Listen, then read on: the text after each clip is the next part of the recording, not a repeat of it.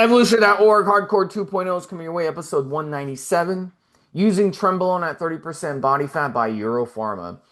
So, in this one, we're going to talk about is using steroids and using Tren specifically a good idea at 30% body fat because the subject came up on the forum. We're going to talk about why dieting is important. We're going to talk about Tren and PGF2A.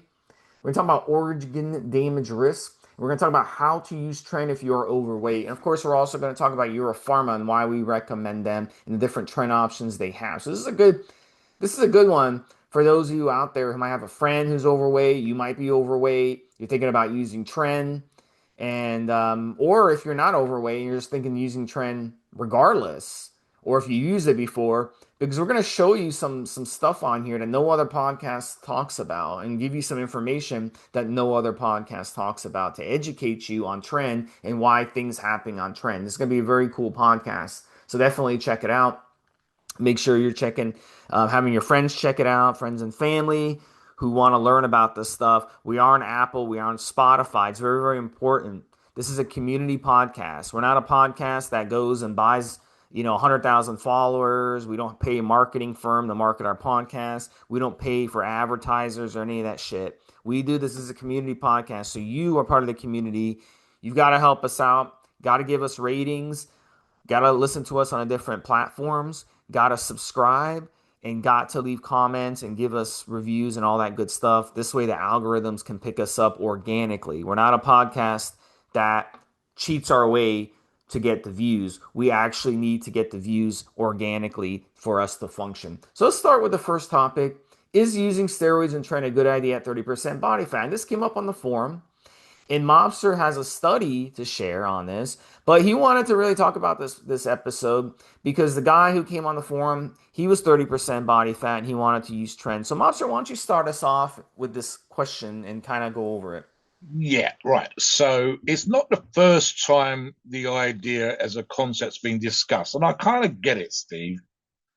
Tren lovers, and I'll use that word euphemistically, talk about Tren as almost a steroid in and of itself. Its effects are legendary.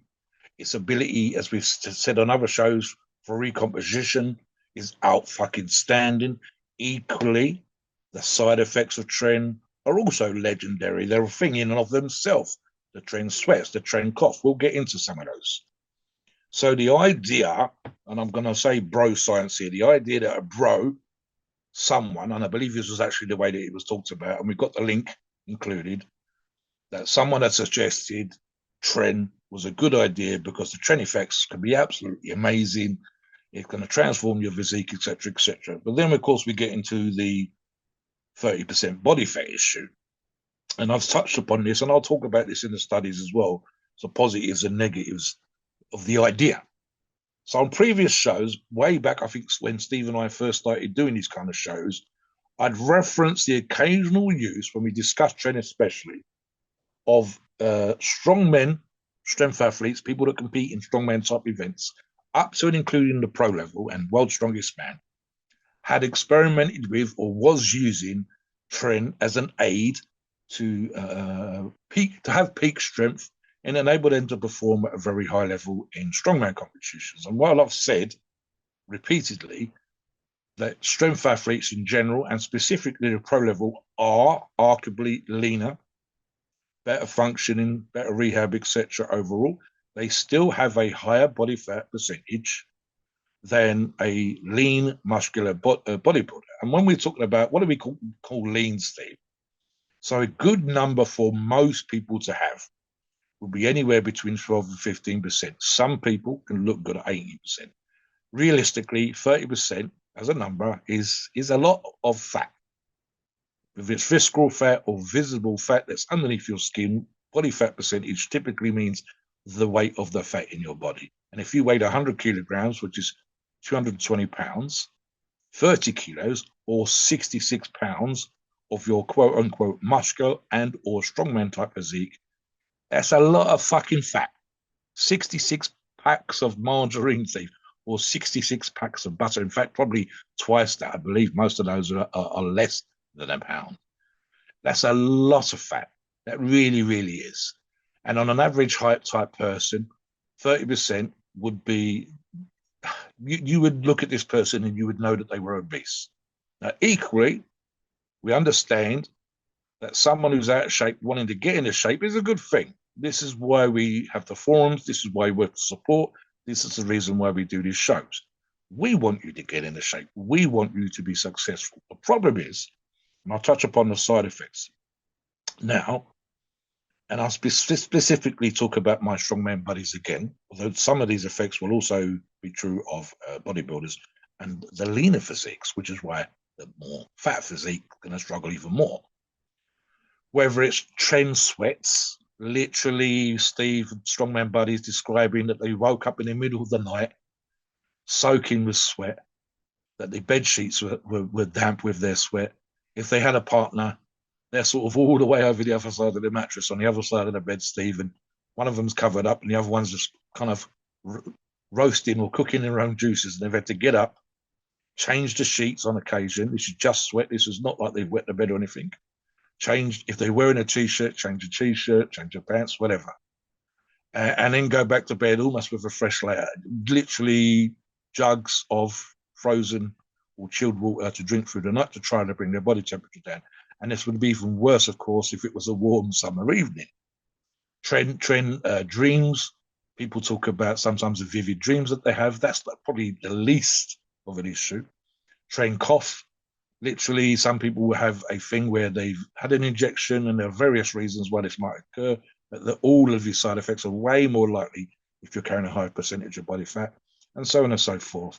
So, look, when there are other options, when there are other things you can do, and when we still understand your desire to get lean and so on and so forth, the suggestion, the idea that we would somehow recommend that you put yourself through this, and especially if it's a first cycle, Steve, this rather unnecessary hell, simply because you're in a rush to get into shape as quickly as possible, it's kind of fucked up. It's not up there with us suggesting thyroid drugs or us talking about DMP cycles with the potential to put you in hospital or worse, but it's certainly up there in terms of why the fuck would you do this to yourself when there are other ways of doing things?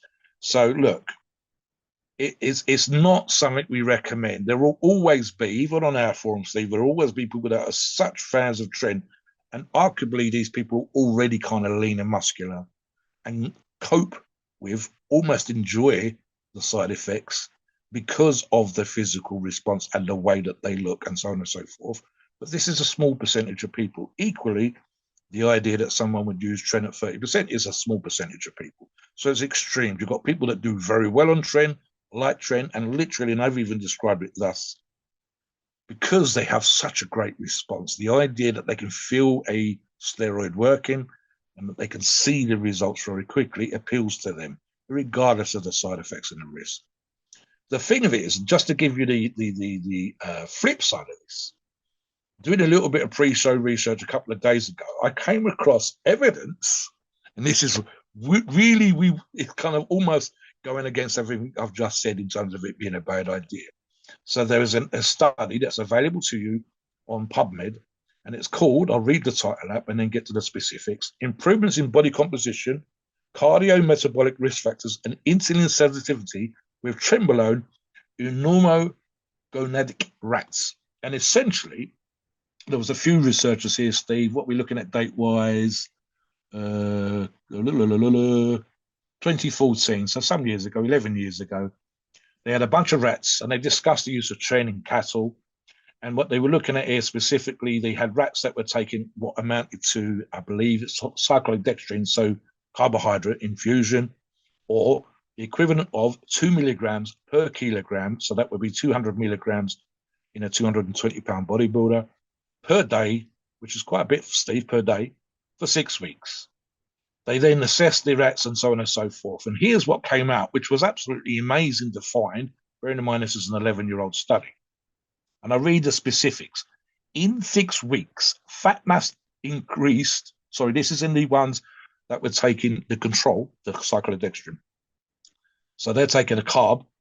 Fat mass increased by 34 plus or minus 7%. So let's call it 34% as an average in the controls. And fat mass decreased by 37, so more, plus or minus 6%.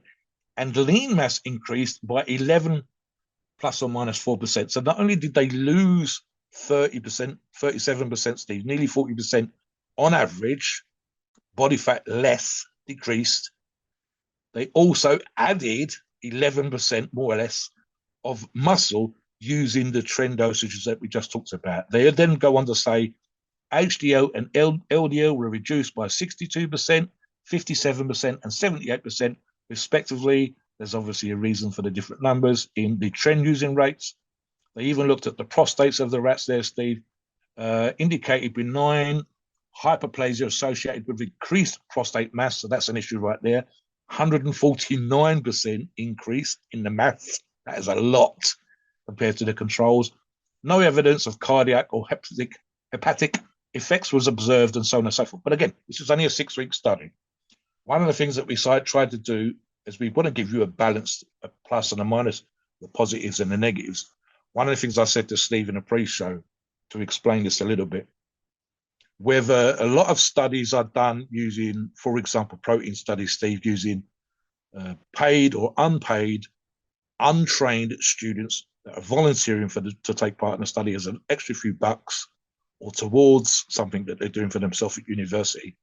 So really what we want when we do these studies, whether it's a trend using rat or a protein using a college student, what we'd really like to see, fairly obviously, is that they've done no exercise for these rats. They've not been done muscle biopsies. They've not trained the rats to move weights or do some sort of resistance exercise for rewards.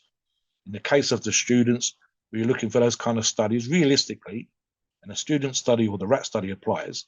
What we're realistically looking for is people like us that might use PEDs, that want to reduce body fat and train, whether that's training in cardio, hitting a gym, training hard, hitting certain percentages, and so on and so forth. Some of those studies exist, not specifically in the circumstances here, but you will sometimes see where the whole of the group of the study is a decent number and they're all on a similar training program with similar diets, and then they introduce a drug or a SARM or similar, and we start to see the numbers where we get the difference between the trained and untrained, the control using group and the drug using group. And those are the ones that we're looking for. But nevertheless, these rats reducing their body fat, Steve, by 37%, where we are saying, please don't be fat to begin with, is quite outstanding. Now, of course, these weren't fat rats. These were normal lab rats. They're literally bred to be scientifically neutral, for want of a better phrase. And the idea that they lost essentially 37% of body fat decrease is fucking amazing. So it's kind of weird in that particular regard, Steve. Did the rat suffer from side effects like you'd see? Was it a sweaty rat? This is obviously percentages. Some rats would have lost more, some rats would have lost less. But again, for the most part, the mice, the rats, etc., that are still using these kind of studies are bred to be as generically similar, genetically speaking, as it is possible to be, so that the results that come from these tests are equal regardless of the kind of test and study they appear in. I believe they call them something brown or something black, but they're actually pure white. They're all more or less the same size. They're all more or less the same age, and that enables you to get sort of interesting results. So I found it fascinating that there was a fat decrease of such a high percentage, and yet at the same time, this is not necessarily properly comparable with a human being, and especially because we're not talking about obese athletes using Tren that aren't going to do the training, Steve, that aren't going to do cardio, that aren't going to hit a particular diet point. Because again, in this situation, there's no description of a diet or training exercise protocol, even just for the rats. But it's interesting to see the massive fat loss in this study, in this example. So what do you think about the whole concept of using Tren when you're basically, Steve, morbidly obese? Yeah, and here's a problem with doing that. And let's say hypothetically you're 30%, you go on trend, you bust your ass, you eat good, you train hard, and you're able to lose body fat and you're able to really get a good physique. What happens when you come off the trend? There's going to be a big boomerang effect. And there's a good chance that you'll end up worse than before. So it makes more sense to get into shape first and then use the trend to take things to the next level. So if you are 30% body fat, get into better shape, lose the body fat first, get down to really 15% body fat for a male is, the minimum. Well, not minimum, the maximum body fat, I think, before you should start using steroids. Now, that doesn't mean, as Mobster said, in certain situations, these powerlifters, you see them on TV, watch them on ESPN during the strongman events. Sometimes they'll show it like on late night TV. Not a lot of people are into it, but you'll see these guys carrying these big stones, and they'll kind of put the stones on their, kind of their gut. They have kind of a gut, they have a gut hanging out, and these big strong men, they're like 260 pounds, 5'7" and 260 pounds. They'll put the stone on their gut, and then they'll put it on top of the platform. And that helps them. It gives them an advantage when you're pulling, when you're pushing. It gives you an advantage having a little bit of a gut. So they'll be, they might be 20% or 21% body fat, but they're still in good shape, even though they have that body fat. They're not like a trucker who sits in their truck for 16-hour days driving who develop guts, So they're in much better shape, and they're a very unique situation. That's a 1 in 150,000 situation.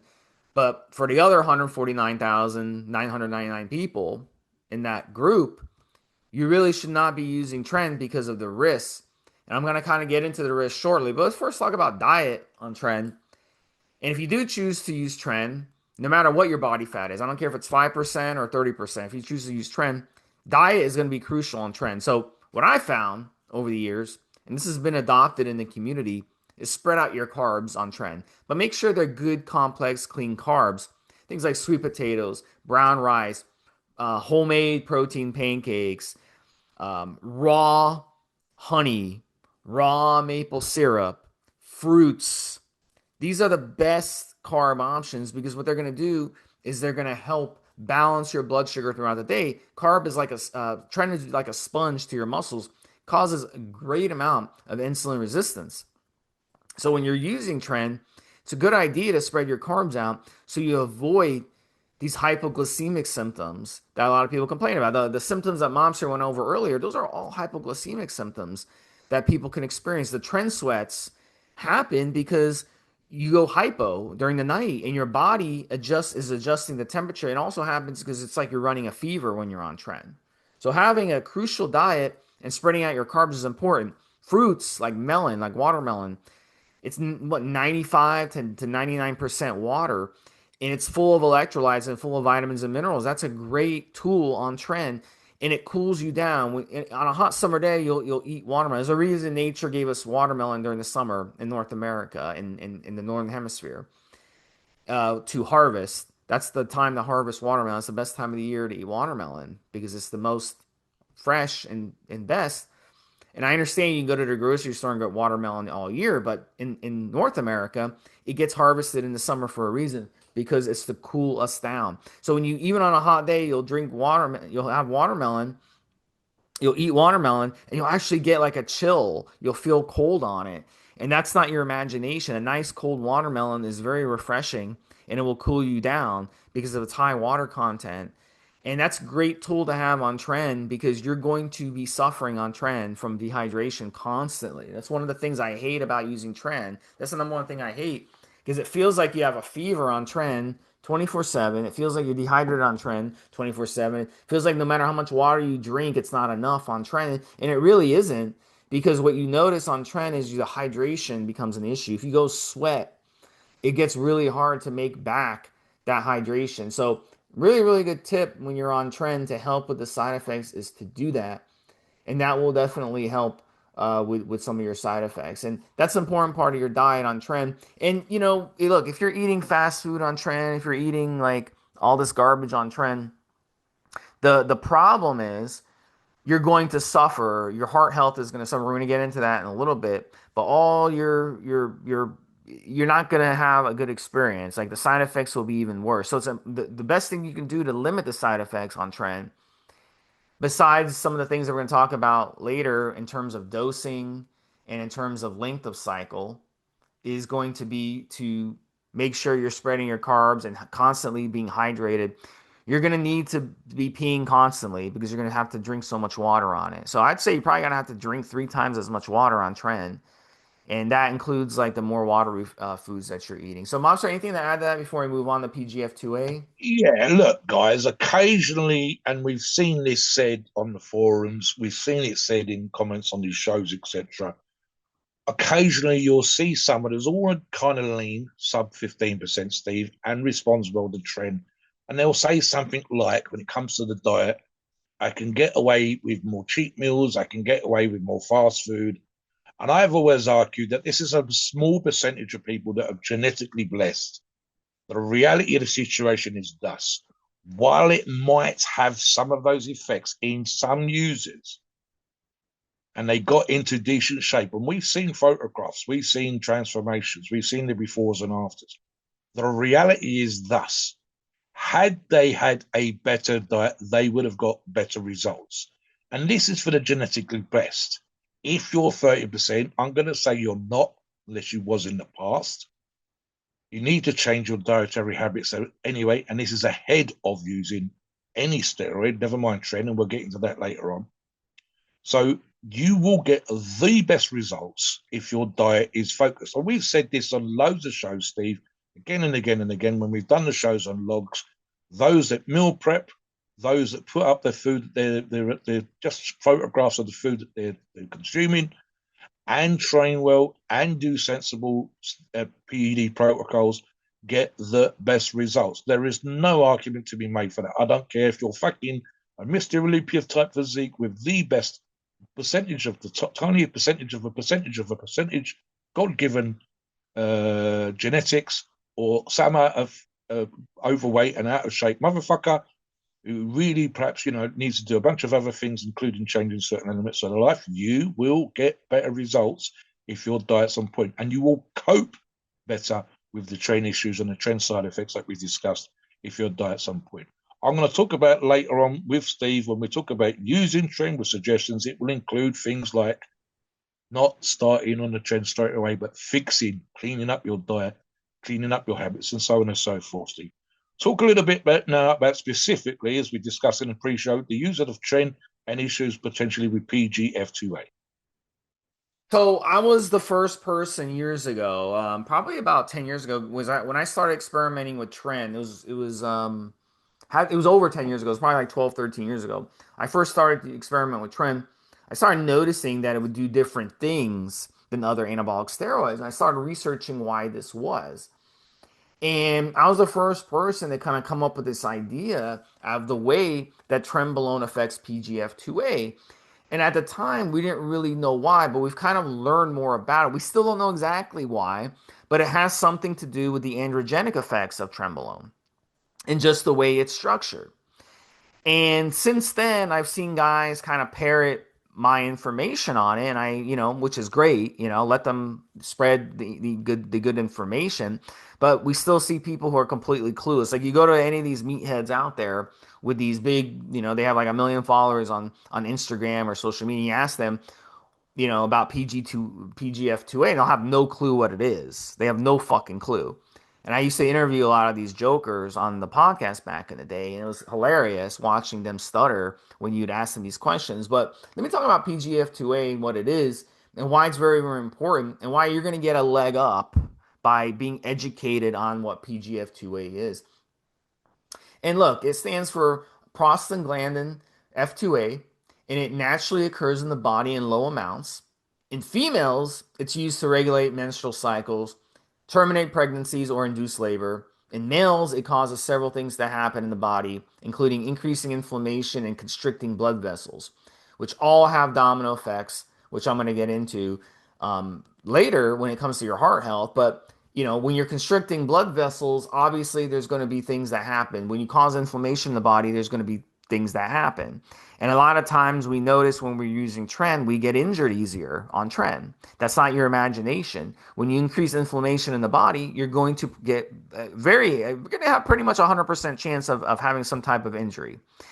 And this happens all the time. Whenever someone has a Tren log on the forum, there's a good chance that they'll end up injuring something. And that's why that happens. I think that's one of the reasons too, Mobster, you've been able to stay generally healthy, even though you do a monster amount of weights, is because you don't use Tren No, very often. And I think no, that's and one of the reasons. yeah, I think you I've never, use more Deca. I've used it. Yeah. Yeah, And DECA actually helps with collagen and well helps with yes, injuries in some way. So that's kind of giving you the leg up. But anyway, listen, at the end of the day, there's some additional issues that can happen when you get that inflammation, stomach issues and narrowing of the airways. If you ever notice when you're using Tren, you have stomach problems a lot. So it throws off your bowel movements. You might get constipated. You might have to go more often on Tren. That's not your imagination. It's fucking with your gut health. You'll notice you get heartburn on Tren. You'll notice you have cramping on Tren. You'll notice when it comes to the narrowing of the airways, it's hard to breathe on Tren. It's hard to do cardio on Tren. That's not your imagination. That's that PGF2A effect happening in your body. And you're going to find it really difficult to do cardio. Let's say you used to run an 8-minute mile, which is pretty damn good for a bodybuilder who's carrying all that muscle. Well, on Tren, it's probably going to drop to like 11 or 12 minutes. You know, that's how bad Tren fucks with your cardio. So it's not your imagination that your cardio gets worse on Tren. If you already have asthma issues, you're going to have big issues on Tren. If you have sleep apnea, it's going to get worse on Tren. That's not your imagination. This is why a lot of people have trouble sleeping on Tren. It's because if you already had a little bit of sleep apnea, not enough to be diagnosed with it, but a little bit because you're so fucking big, what do you think is going to happen on Tren? So let me, Mobster, finish this, the science stuff, and then I'll let you chime in. Give me a yeah. second. I'll Yeah. just remind the listeners of what I said when I referred to that study earlier on. So it sounded like, for the most part, that the rats didn't have too many issues. But remember that particular point about the prostate. This was a relatively low dose, 6 week cycle for the rats, and their prostate mass increased by 149% compared to the control group in 6 fucking weeks, Steve. Yeah. And Again, more, inflammation is a big problem. And if that's happening to you, it's also happening to your cancer cells. Inflammation, cancer cells feed off androgens, estrogen, and inflammation. So if you have existing, this is why you see a lot of these younger bodybuilders, they'll die, like Dallas McCarver, for example, they die and then they do the autopsy, like, oh, he has cancer. Well, he had no clue he had cancer, as far as we know. But what happens is because they abuse Tren, he's probably been abusing Tren since he was 17 years old for like 9 years. So what do you think is going to happen? Those cancer cells are going to blow up, add in the growth hormone, add in the other stuff. So Tren absolutely. just remind the listeners, just briefly, Steve, before we move on, the one Well, and let me finish only. the PGA. Sorry, Let me I'm just explain. thinking for you specifically, Steve. The one and only proper issue that you've ever had from bodybuilding was when you tore your shoulder up, benching the most you've ever done on Tren. Tell the listeners about that as well. Well, this gets into what I'm trying to. Let me explain this here. So again, as I said earlier, we don't know why Trenbolone is so potent when it comes to increasing PGF2A. We just know it does. And a big component of why it does is the way they structured it, the way they designed it to really increase androgenic in a body. So the benefits of PGF2A are what you're kind of getting at there, Mobster, is that its ability to regulate muscle growth and block those cells from dying off. And that's what you showed in the rat studies. The rats were able to build muscle that they would never have been able to build without the Tren. So it's a potent steroid to help with muscle wasting or preventing muscle wasting, I should Yes, say. yes. Without training and no resistance work whatsoever in the case of the But it's rats. also going to force muscle growth via the NFA TC2 transcription factor as part of PGF2A. So there's a lot of good when it comes to bodybuilding with increasing PGF2A because you're going to get strong as fuck on it. But there's also a downside too, and that's what you're going to have to accept. So in my situation, I got so fucking strong on Tren. I was about 100. 96 pounds, I believe, at 5'5", 5'6", 196 pounds. Body fat was around 14%. And I was able to bench 420 pounds. I was doing three um three bars, three plates on the bench press for reps, sort of as like a warm up. I get in there and I throw plates on there and warm up with three plates. That's how fucking strong I got on Tren. It was ungodly amount of strength. Before I ever touched Tren, the max I was able to do was 340. So the fact that Tren took me from 340 to 420 wasn't all in one cycle. It was over the course of about 2 or 3 years. But that made me ungodly. Sorry, I remember a guy at the gym, he was watching me load the weights, and he just had this look on his face of bewilderment. So I'm like, bro, everything okay? He looks at me and he looks at the weights, he looks at me and he's like, dude, do you need a spotter? And I was like, nah, bro, I don't need a spotter. I'm good. I'll yell if I need you. He's like, I have no doubt you can do that weight, but have you always been this strong? He was just like confused at how it was possible for someone who wasn't even 200 pounds to be able to bench over 400 pounds like that. So the good of the PGF2A is there, but there's also the bad of the PGF2A. And guess what happens if you're not conditioned? You're gonna even have a better chance of getting injured on Tren because of this situation. And you're not going to be able to take advantage of it. If you're 30% body fat and you're not in shape or anything, you're not going to be able to take advantage of Tren. So you want to be able to take full advantage. You want to give yourself the best ability to take advantage. But at the end of the day, the more you use Tren, the more of these issues compound themselves. So yes, you're going to get a lot of muscle mass on Tren. You're going to get a lot of strength on Tren, but also there's going to be a downside to that PGF2A. And that's something to think about if you are overweight. It's going to be brutal to run this steroid. So, Mobster, comment on that, and let's move on to the organ damage risks of using Tren. Absolutely, Steve. Just to finish on that particular thought process, and I've said this before, the most anabolic, the most androgenic, the most transformative of any PED type medication, SARMs, steroids, whatever we talk about on these particular shows, have their attractions if you want to transform your physique. But the more potent they are, the more side effects are possible. And here's what I think, Steve. If it's a person that's 30% body fat, is for the most part, almost certainly going to be out of shape. Very rare for them to have been in shape, muscular, etc. before. So the more of a transformation that this would have, the more transformative of an effect it would have on their body, the much higher risk of injury that exists. If they've previously been strong, previously been muscular, muscle memory, connective tissue, etc., is going to be relatively good.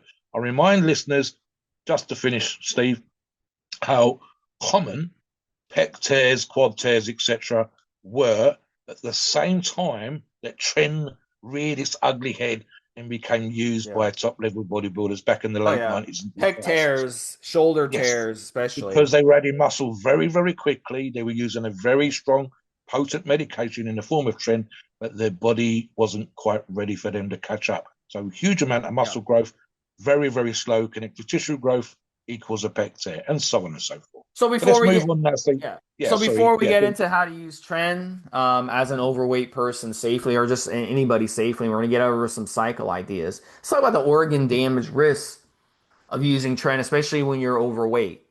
And let's start with the heart. Trenbolone hammers your heart health like no other steroid. If you go into a cycle with pre-existing heart issues, then expect problem big time. So you can expect a steep rise in resting heart rate, blood pressure, total cholesterol, and more. Your good cholesterol is going to drop. Your bad cholesterol is going to go up. So even if you go into cycle perfectly healthy, you can still expect to see some major changes. So being 30% body fat isn't a wise choice because your heart health is obviously already going to be shit. In 99.9% of situations, your heart health is going to be shit. So imagine what happens when you're on Tren. You're going to open yourself up for big problems, blood clots, stroke, heart attacks. All this stuff is definitely possible, and if you speed it up. Kidneys and liver, look, these organs are the body's filtration systems, like the sewage pipes that get rid of waste in your house. So when you use Tren, both become more stressed. It's gotta release that Tren out of your system. It's gotta filter out that trend. You're giving it a lot of work here. If you're out of shape already, you're 30% body fat, it's going to make it even more harder. And specifically with kidney health, if you aren't hydrating enough, then expect big problems because Tren's going to dehydrate you more. So the liver also takes a beating on Tren more than most all other injectables. Of all the main injectables out there, Tren is number one when it comes to beating down your liver. It doesn't have to be an oral to cause issues either. So you can see the evidence of this. I'm not just pulling shit out of my ass, guys. You can try it out yourself. Get your lipids, blood work done. Get your blood pressure checked consistently every day. Resting heart rate checked. All these numbers, right? Again, go on Trend and check again in about 2 or 3 weeks. You'll see exactly what I'm talking about. We see people in shock on the forum posting blood work in a trend cycle. And these are guys in generally good shape, Mobster, and they Yeah. post the blood work and they're freaked out. They're like, "Oh my God, look at how bad my numbers are." We had a guy the other day post his liver numbers are like in the 300s, and the ASTLT should be at 40, 44 max, and his numbers were in the 300s, and that's fucking crazy. That's like 8 times where the numbers should be. So look, this is real stuff, guys, and you're gonna hammer your organs really hard if you're out of shape. So the best thing you do to prevent damage is don't use Tren when you have organ issues already. If you're 30% body fat, I can guarantee you that you do have organ issues. And if you don't, as soon as you get on the Tren, it's going to come on really strong. Also, keep cycles short. We're going to get into that shortly. Keep the dosages under control and make sure you use your support supplements. All this is going to help, whether you're in good shape or not in good shape. All this is going to help.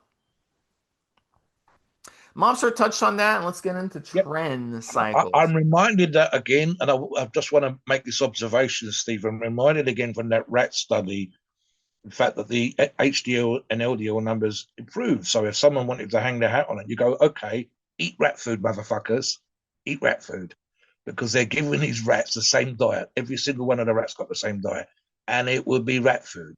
It's not burgers, it's not fries, it's not chicken breast, it's not rice, it's rat food. And arguably, if we were rats, that would be a nice healthy diet. But we're not rats, we're gym rats. And sometimes we eat shitty food. So again, it's that sort of combination of the body fat that you're losing and the effect on your body and the stresses, and again, the poor diet. You can improve some of those numbers. There's an argument to be made, Steve, for how bad they would be on cycle, which we understand. But again, it's the idea that it's that much worse using Tren versus using some other anabolic steroids. And again, the recovery after. So if you're using a milder anabolic steroid, which has some effects on your blood numbers, some effects on your bad cholesterol, etc., and the additional organ stress we suggested, Tren is on another level again. And even if you recover with the milder steroid, post-cycle, full PCC, plenty of time off, you're just going to need that much more time to recover. And I'd argue, Steve, why make it fucking hard work? Why not, as we will get into, make these things easier by being sensible with your dosage, by looking at some of the options that we're going to suggest. And specifically, as we're about to talk about, some of the things you can do before you use Tren to get into shape. Yeah, and I touched on it. I think recommending a trend cycle being capped at 6 or 7 weeks is a really good way to mitigate things. Once you really start, I would say week 3, week 4, week 5, that's when really things start getting serious when it comes to side effects. So for me, I can only stand it for 7 weeks. That's the longest I'll go on trend.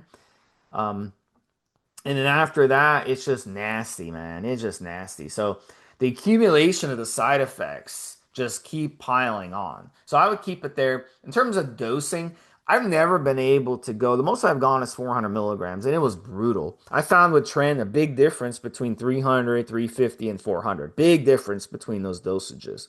So if you want to keep side effects under control, keep it lower. 200 or 250 would be a very sensible dose, and anybody can get good results on that. So, Monster, go over some of the Euro Pharma Trenbolone options they have, and then we'll Yeah. kind of give some ideas on stacking. Right. So Trenbolone options, and we'll talk about what to do pre-stack as well, Steve. There's 4 different products they've got here on the Euro Pharmacy's website, all of which are Tren or Tren based as a blend. They've got a Tren acetate, Steve, 100 milligrams a mil, a Trenbolone and Amphate, 200 milligrams a mil. They've got a Eurobolin, which is Tren Hex, which is 80 milligrams a milliliter. And then they've got their cutting product called Cutting Mix 300, which is again 10 mil vial, 300 milligrams per mil. And that is Trenbolone acetate, drostanolone propionate, which is a kind of masterol, of course, and testosterone propionate. And each of those would be 100 milligrams per milliliter. The last one is the one that I've used or similar myself. And again, like Steve said, in terms of the cycles, which we're getting to now momentarily, I only ran this for 4 weeks. It wasn't the worst thing ever, but it also wasn't the nicest cycle I've ever done. I upped my cardio, did more steps every day. Ironically, I'm actually doing about that at the moment. To 1/3 as much again. I cut out all of the crap in my diet. No treats, no sweets, no ice cream, no nothing. Just pure good food.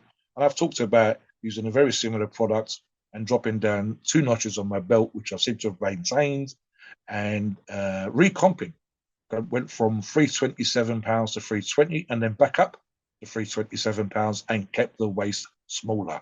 So that was quite the product for me. And again, I was only dosing this 1 mil 3 times a week because of all relatively short acting esters, so in terms of the half life, etc. And I got great results. Of the other products, Steve, the one that probably catches my imagination, if I coped well with Tren, would be the Tren Hex or the Tren Enanthate. If I don't, and this is one of those tips, I would actually have the users try to begin with Tren Ace.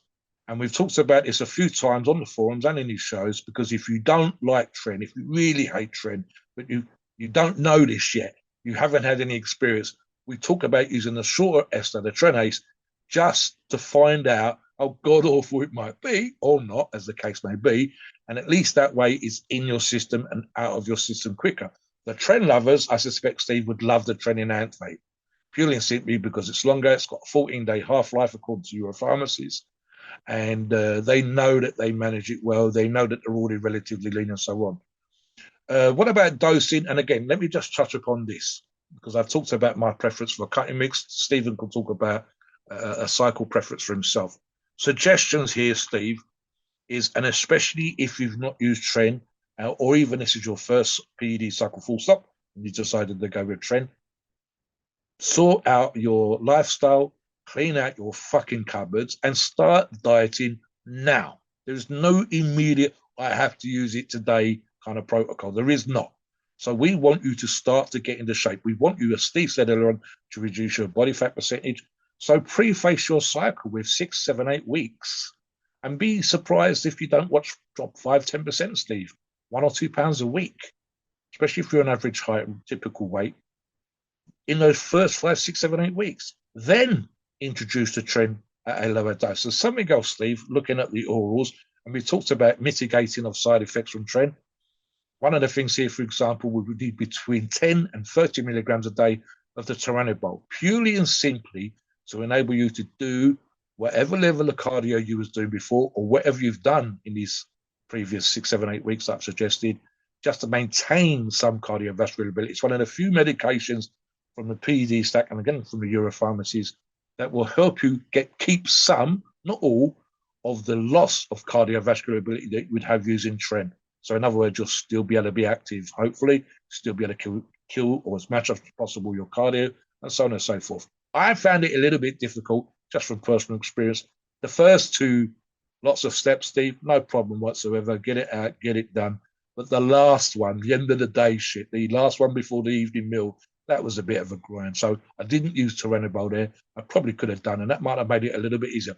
Evil, also possibly Steve GW, Cartering, as a sort of aid to assist my cardiovascular rate and my ability to go out and do cardio and help me maintain cardiovascular function and quality level, and help me to reduce my body fat percentage again. What about yourself using some of these choices here, Steve, as suggested protocols and dosing?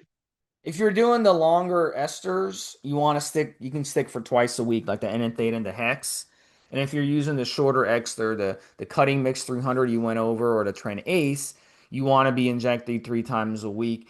I mean, You can get away with twice a week even on ACE. I don't care what anybody says, but ideally 3 times a week would be the best option. Some people like to go daily and microdose it, and some people like to go every other day. So that would be good. But the nice thing about the shorter ester options is you get more flexibility. They're in your system a little bit quicker. Although using Hex and Enanthate, I've noticed they hit you like a ton of bricks either way. And then they're also out of your system quicker.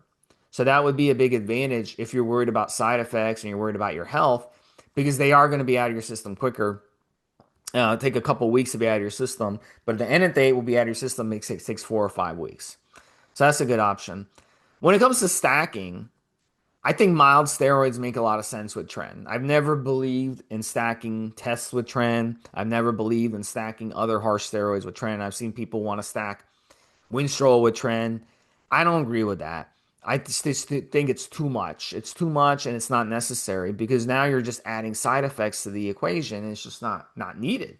So I like a mild, flexible option, which would be a if you want to use an oral, go with Anavar, Europharma Anavar, Europharma T-Bol, or Europharma Proviron. And you can use any of those anywhere from 20 milligrams up to 50 milligrams, and that would be a good option per day. And you can always start and stop them. If the side effects get out of hand, you can always start or stop them. But I was able to hit all-time personal records using the Trenbolone and Anavar and then Trenbolone and T-Bol. Those were what I hit personal records on, and the side effects weren't as bad as they would have been if I was using, let's say, testosterone with it. And that would have been, just complicated the side effects more because now you're adding the estrogenic side effects and you're adding the androgenic side effects when you add testosterone to Tren. So keep that in mind. Something you just said there about flexibility rang a bell in my brain, Steve. And I actually had this the other day thinking about today's podcast, and it's reminded me again. So, one of the things that you and I have discussed in the past, and we can talk about this as an option now between us for the benefit of the listeners, is the idea that in the past, I've been stuck. This is my plan. This is what I'm going to do. This is what I'm going to do for 8 weeks. And there was no deviation in that plan. And you and I discussed this on a show, and we goes, why would you do that if the cycle was going wrong? Why would you do that if the cycle that you'd chosen, regardless of how good the products were, wasn't working? Why would you stay on this fucking plan that's either horrible or not working? So here's an idea when it comes to using Tren. As I said earlier, preface this with, in my mind, especially if you're 30% body fat, a run up of using nothing whatsoever except more cardio and a better diet. So what I've written down here, Steve, is just in terms of weeks on cycle. And again, with regards to Tren, I would prefer the shorter cycle. So here's a thought process.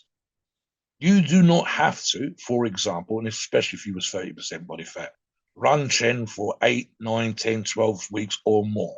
That would make no sense. So what you could do, and I'll get Steve to come up with a couple of ideas, is you could do the cleanup cardio, etc., that I mentioned, then run the Tren, but run it for only 4 to 6 weeks, Steve, and then change mid-cycle, so to speak, or mid-plan if you like, to other options. You do not, like Steve says, there's no way on earth we would have you using Halo with Tren. We wouldn't have you using testopropionate with Tren if you struggle, for example, with post-injection pain, or you just don't like how you feel on prop.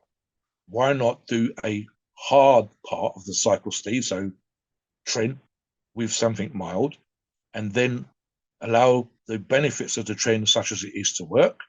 And then perhaps, for example, if you're going to run a 12-week cycle, you do Tren with something else like the T-Bol 4 to 6 weeks. And then for the latter part of the cycle, take the Tren out and switch it for something else. What do you think about that as a protocol? And what would you suggest in that situation, allowing for the flexibility that you mentioned earlier? Well, the flexibility comes with learning from your mistakes when you use Tren. And one of the mistakes I made with Tren is I stacked testosterone with it. That was a mistake because I had a lot of side effects. Also, stacking Winstrol with it gave me a lot of side effects. I was getting headaches, really bad migraines every day, and I never get headaches. And that's because the Winstrol and Tren together are really causing a lot of problems. So, again, flexibility is important. I would stick to more mild injectables. When it comes to injectables, I would go with Europharma Masteron, Primobolan, or Equipoise. And you can run them at 200 to 400 milligrams a week. And that would work perfectly fine with the Tren, and it won't add many side effects to your cycle. And I think that makes a lot more sense. I think a lot of people out there, they make the mistake. Tren is one of those steroids where you don't want to add anything else harsh to it. That just makes the side effects worse, and it's going to hurt your sleep, and it's going to hurt your recovery when that happens. So I would go the mild options, especially if you're overweight. And I would actually, we'll talk about this before we move on, Mobster. How about Trenbolone Solo? And I understand, like if you go on social media or you go on, whatever, on any of these other forums and you say, "Oh, I'm going to run Tren Solo," people start bashing you. "Oh, you're an idiot. You don't know what you're doing." No, they're the idiots. Because I've done Tren Solo and it was very, very clean. Just doing the Tren by itself and letting the Tren run things and letting the Tren direct things and letting the Tren produce things. Let it do its work. Let it do its magic on its own without complicating the cycle. I don't understand the logic out there of people. They're like, "Oh, you can't run Tren by itself. You got to run tests with it." No, you don't. If you run testosterone with Tren, now you got to worry about estrogen issues. So now you need an AI. You got to worry about more androgenic issues, and now you got to worry about your heart health. It strains your kidneys more, strains your liver more. It doesn't make any sense. So I would actually suggest at the end, if you're overweight and you insist on using Tren, which I don't agree with if you're overweight, but it would make the most sense just to use the Tren by itself and go solo. Mobster? Something that occurred to me again, Steve, and there's a huge argument for this. So the example that I gave at the beginning of the show with the thread that inspired the show itself was someone who was overweight being recommended to use Tren and asking if this was a good idea. The fact that they're asking if it's a good idea, 9 times out of 10, they know it's not, but they want us, the more experienced, to give them the right kind of information. So the word I wrote down here was experience, Steve. And Steve touched upon something earlier on, which was the idea that you use PEDs and you have some knowledge about how your body responds. And I've used examples of products that should have worked for me that did not, that I knew were working because I knew that other people were using the same source and the same product and was getting great results. As an example, Steve, I've used briefly halo testing to help me peak for strength. Did fuck all for me. Equally, Anadrol, I know that some people get absolutely amazing responses from, did nothing for me. And yet I talk about Anavar, I talk about Debo, I talk about Sustanon, I talk about Deca, and I say, why do I mention these drugs? Because I've got fucking great results. So there's absolutely an argument to be made, and I typically see even the Tren God, Tren is gold, Tren fans would probably suggest this for the most part. Some of them seem to be a little bit more just fucking go for it, motherfucker. But we're not. We're trying to put out solid, safe, sensible information for you. And what I would suggest here is you need to have some kind of working knowledge of how your body responds to using PEDs. And you start with the milder options. And I used this analogy before, Steve. It'd be like having a normal mum and pup take the kids to school type car. And it's 2 litre and it produces 2000 cc and it produces, I don't know, 90 or 120, 130 horsepower. And you rip that bitch out and you put some 4.5 litre, 500 brake horsepower engine into that car. You change nothing else, not the brakes, not the wheels, not the suspension, not the seats, nothing. But you've now got 500 fucking horses underneath the bonnet. And you've no experience of driving a sports car. You've no experience of what that 500 horsepower is going to be like. Listeners, it'd be funny to watch. They'd be all over the place. The car would be fucking, tires would be coming off the rims, flames would be coming out, the oil would be fucking like super hot. The car would last 5 fucking minutes because they would need to learn how to use it. They need to change a bunch of other things on the car. So what we talk about here is this experience, the idea that we know, for example, how our body responds to Dynabol. We know how it responds to low dose testosterone and so on and so forth. There are very few people, I would argue, Steve, and I think this is true as well, that we see on the forums, and we've talked to Steve's done consult with, our experience over, in my case, 45 years of training, 30 odd years of training for Steve, and certainly in terms of us learning about PED use and giving advice on PED use and talking to gurus and learning our trade, so to speak, in whatever level that we've managed to do so far. There are very few people that have gone Tren day one and had zero issues. And there are very few people that haven't arguably started hard and finished hard and they've carried on hard.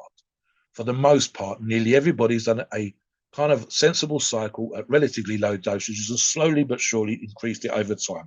So going hard, 30% body fat, first cycle trend would not be the way to go. Just to finish on that particular point, before we talk about Euro Pharmacy, Steve, overall, train at 30% body fat or even higher or harsher anabolic steroids at 30% body fat is not a good idea. And hopefully we've given you information to confirm that overall for various reasons. I'll talk about Euro Pharmacies, including Euro Pharmacies Tren products, Steve. And I've even said, I've certainly lots and lots of experience of their Sustanon, their Deca, their Anavar, their Dynabol, and a few other PEDs that they've done, including some of their SARMs. And why are they my go-to source? I have other sources I've tried, other sources that I will give a thumbs up to because I have some experience of using their products or I know just how good their quality is. But Euro Pharmacies is my go-to. It's my go-to because pretty much, Steve, the last 7 years, the foundation of almost to the exclusivity of anything else, with the ones I've mentioned already on other shows, being a few that have crept in there. Nearly everything cycle I've done, nearly every experience I've had, all my PBs, all my world-class lifts, my gains, my lack of gains, etc., etc., etc., in terms of losses, and I wanted to get into shape, have been for the most part down to Euro Pharmacy's products. I know because I've talked to their best rep. I know because I've talked literally to the owners of the company when I've done tickets on Euro Pharmacies and had back and forths, not just over orders, but actual sort of back and forths. But the history of the company is solid. Again, I say, Steve, for example, I believe they're 22, 23 years in the business. You don't get to last 22 or 23 years in the business unless your company is solid. When we talk about products that they put out, I know that every year, Steve, they update the website and they will have stock clearance of products that are not moving or bring other products to the fore. They're constantly looking to develop new ways of producing their products to improve the quality, improve their testing procedures, and so on and so forth. I mean, so they've experimented with 15 ml vials. They've occasionally, but most of it's done in-house because there have been issues. They've occasionally put some of that business out to other labs to produce on their behalf. And 9 times out of 10, they brought it back in because they prefer to do it for themselves. And they don't trust necessarily the long-term quality of products that are being produced by other companies on their behalf, and so on. In terms of issues that anybody's ever had with Euro Pharmacies, I have yet to see a serious, proper complaint hold up. The reps there, I'm thinking specifically of one through one of the resellers, have been on point, dealing with any potential issues. I think in all the time, all the orders, and I've had many, many orders over these last 7 years. I'll bring Steve in as well for this. I think I've had 2 issues that were immediately resolved. I think the one, I've told this story before, the one example of a subcontracted batch of products that was good to go to begin with and then very quickly went south. And the moment they found out through their testing procedure there was a problem with this product, they took it off the shelves. They contacted every single person that ordered this thing. I think there was an issue on a Friday, and by Monday morning, every single person that had that product would be contacted, offered a replacement, had refunds and so on and so forth, and they never used that contractor again. So they're on fucking point as far as their qualities. They're on point for me in terms of the results that I get with the products. And you can literally come onto the forum, not just for myself, but look at everything else, other people that are using a product, and see other people like myself that are just getting great results consistently using Euro Pharmacies. Please note, we are not doctors and your opinions are ours. It is our view and based on our experience and views on the topic. Our podcast are for informational purposes and entertainment only. The freedom of speech and the First Amendment applies.